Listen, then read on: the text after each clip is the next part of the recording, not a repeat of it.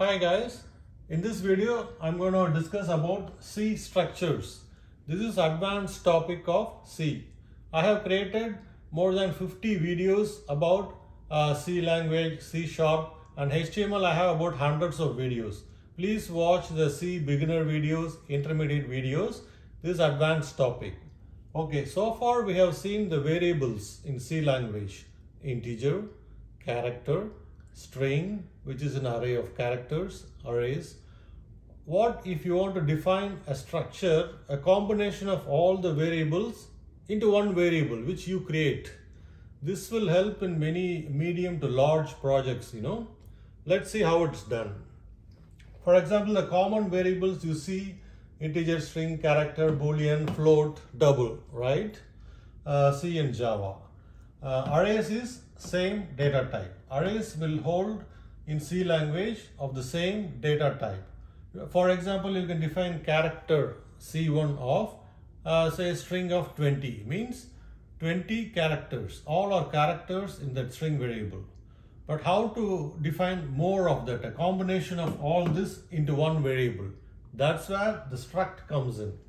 So see, it follows struct. You can define a structure, different combination of variables. Here we have integer n1. These are called members of the structure. Character C1. How to create a structure?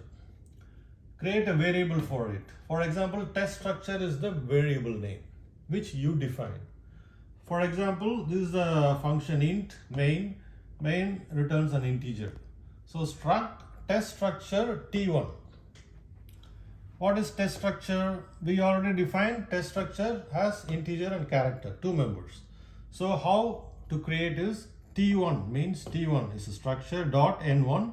Here we are assigning values to the members of the test structure. N is integer N1. So I am defining T1 dot N1 equal to 1000. T1 dot C1 equal to H, one character, because it's one character. Then trying to print it. Print %d n. D is for decimal, n is integer. So slash n means it will print on the next line, the next one. So 1000 and then h. That will be the output, like here, 1000 and h. Return 0. Every function has to return a 0 value for successful completion. Okay. How to use structure and its members? Use the dot syntax. That's what we used. Dot. T1 dot N1 means here. T1 dot C1 is here. Okay. Let's talk some more about. Can we use multiple structures in one program? Yes. Multiple structure variables with many values. These are examples. Struct. See, here we had only one structure.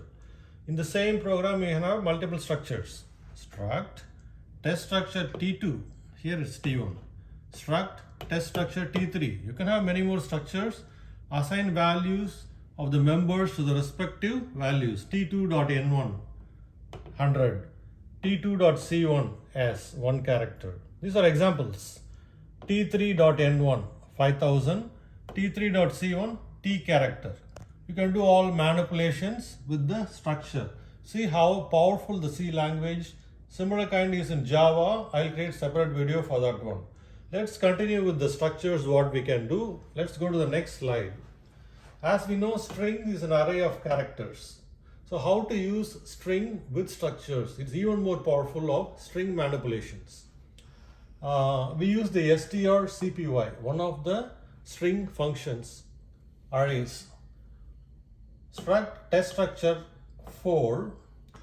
These are the members. Previously we had N1 and C1, right? Here we have N4, C4, adding one more string.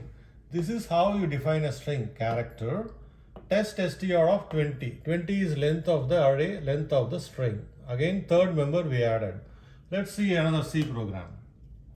Int main function, same structures. Struct test structure 4, T1 string. So T1 string dot test string equal to hello. It's a I'm trying to differentiate between the correct and incorrect assignments. T1 string dot test str, if you put hello, it will give an error because you cannot assign a string to a struct. This is the correct way of copying the value here. Use the strcpy's standard C function, string function, to put the value of string into the structure string variable. See here, strcpy, it has two arguments. One is the value, one is the which we are assigning.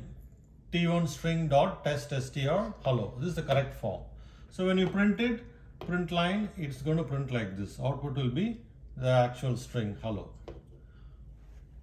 There is another way to, instead of putting a lot of code, you can save code, which is very important because the program will execute faster. Any language, reduce the code. So use the assignment instead. Save the code. These are all members, right? So you can put one statement, struct test string t4 t1 string equal to these are one line instead of putting 4 lines. T1 string equal to, first is an integer 45. Assigning the next one is yes character. Third is hello. Instead of putting 3, I reduce to 1 line. Same thing, try to print it, output is hello. This is how powerful the struct variable is.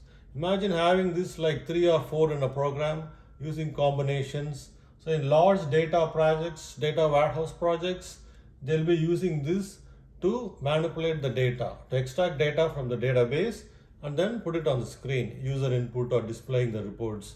I have many videos about databases. Please watch those so you'll have a better understanding. Thanks for watching.